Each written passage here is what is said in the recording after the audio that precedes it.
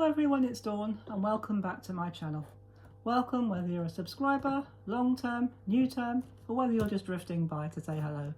Well, today we're going to kick off our Papercraft Society box 62, nearly forgot the number there, and we're going to do our first project, and I'm going to keep the first one pretty quick and simple. So we're going to do butterflies, and we're going to do it. We've done a bit of stamping, a little bit of die cutting. Well, actually, no, we didn't do die cutting. I was going to, but I changed my mind. So we're going to focus on the papers today and a couple of the stamps, and I'll show you what I've done with them. So we'll pop that to one side. You will need one of your cardstock. We had coloured cardstock in the box, which I forgot to show you when I did the unboxing, for which I apologise. I didn't realise it was there until after I stopped recording. So I'm going to use an ordinary piece of, this is only a piece of A5 if you're doing this from your own stock, and we're going to make an easel card. And all I'm going to do, I'm not even going to score this, I'm not going to measure it, I'm going to fold it in half like that so that the corners meet each other, and we're going to give it a good burnish like that. If you want to, you can pick it up and use your fingers and give it a good deep crease. This will help it to stand up better. And then I'm going to open it up and I'm going to do the same. This will be the top half. So I'm going to bring that down to that middle crease, that central crease. Fold it along. If you want to use your bone folder, you can do that. That's absolutely fine, or your scoring tool or whatever you usually use. But fingers have worked well so far for me, so I'm going to stick with that.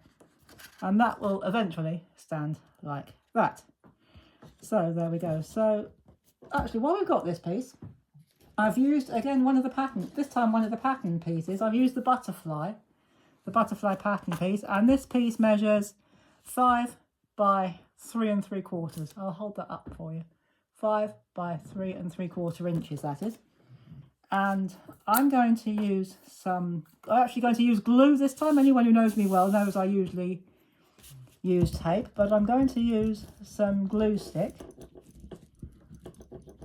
And the blue one, sorry, I beg your pardon, the orange one is from W.H. Smith, and it's the equivalent strength of tacky glue, and I use it a lot. So I love this one. That wasn't a plug. I'm not paid by Smith to do that. It's just that I love that particular glue stick, so that's what I use. But I do use others as well. So, but for now, especially as this was handy, we're going to just pop that down there, and that will leave a border. If you want a bigger border, cut this smaller. If you want a narrower border, cut this bit bigger. But I like to see a little bit, or quite a bit sometimes, of the original card underneath. But your border is entirely up to you. So if you want the border narrow, cut this bit a bit bigger. But if you want to see more of the original colour, cut this a bit smaller. So that's how easy it is. So we're going to, actually we won't do the stop yet because I haven't quite decided where it's going. But we'll put that up there. Now I have used the other half of this paper, the butterfly, and this one, I've put the measurements at the bottom here, 6 by 4.5 inches. I will hold that up for you there, 6 by 4.5 inches. And along the bottom, just along, well, we'll deal with that in a minute.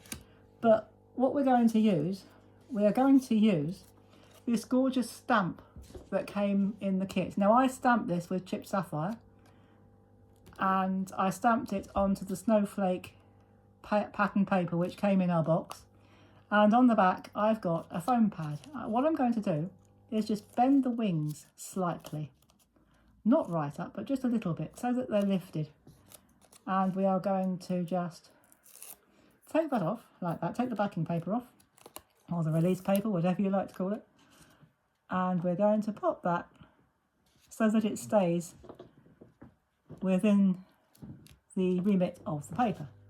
So we've now got a nice butterfly like that. Now what we're going to do, the best thing to do, I think, is put the glue there. Now I was going to use tape, but I didn't bring any with me, so we're going to use glue, and just put the glue along this part.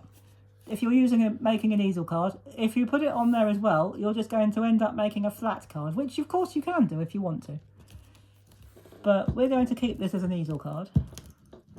And I'm going to put some glue on here, cover it, make sure we get into those corners.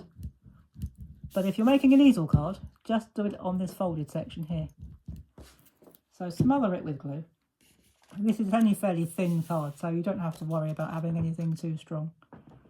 And line it up. The good thing about using glue, of course, you've got a bit of wiggle room. You've got a bit of time to get everything where you want it. So that's probably a good advantage to use glue for that.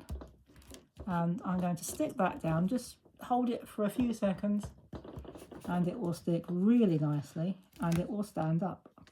Well, it will stand up once we've got the stop. Now, I have used another one of the stamps.